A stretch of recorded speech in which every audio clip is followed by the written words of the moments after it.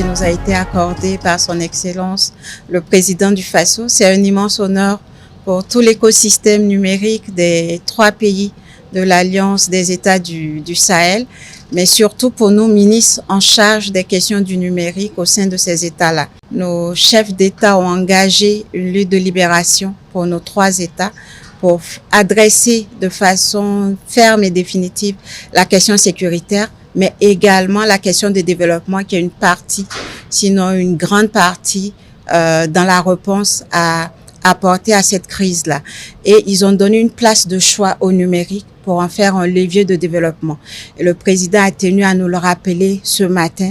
en tout cas en nous encourageant dans nos initiatives pour faire vraiment de ce levier-là un moteur de développement et un instrument pour améliorer le bien-être de nos populations. Il nous a encouragés également dans la tenue des différentes plateformes telles que la Semaine du numérique, qui permet justement aux acteurs de ce domaine-là de se retrouver, de pouvoir réfléchir, de pouvoir échanger, de pouvoir collaborer et surtout de pouvoir proposer des solutions innovantes, des solutions adaptées à nos réalités et surtout conçues et développées par nos propres talents, par nos propres jeunes. Nous sommes dans une lutte où nous voulons que notre développement soit endogène, où nous voulons pouvoir compter sur nos propres forces et ces semaines-là nous donnent l'occasion en tout cas de constater le grand talent de nos jeunes et nous encouragent à poursuivre dans cette dynamique-là et nous sommes sûrs de pouvoir réaliser tous les projets pour atteindre notre souveraineté numérique.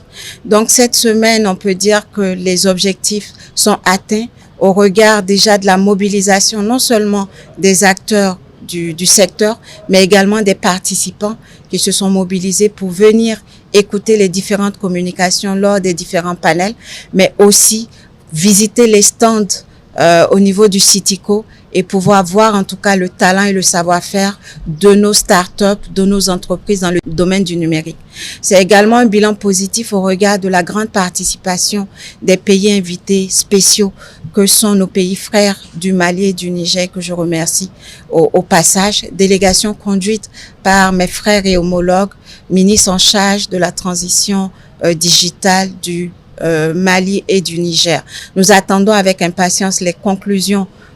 des différents échanges, des différents panels pour en tout cas dessiner des recommandations qui nous permettront d'améliorer les choses au niveau des fintech pour soutenir le développement socio-économique de nos 3 États. Nous sommes à Ouagadougou à l'occasion de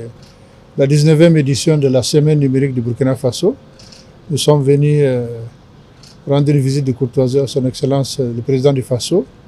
à qui nous avons fait le compte rendu de toutes les actions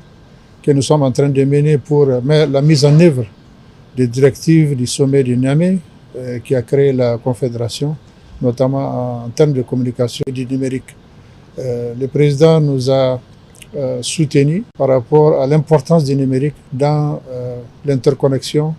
de nos États et de nos pays. Également, il nous a instruit de travailler ensemble pour que nos pays soient interconnectés à travers des infrastructures numériques et surtout dans la digitalisation de l'administration pour surtout lutter contre la corruption et la disparité des recettes pour les États. Donc vraiment, nous sommes sortis satisfaits de ce soutien qui nous conforte dans notre travail quotidien que nous menons depuis la création de l'AES, nous menons au niveau des 3 pays membres de l'Alliance des États du Sahel.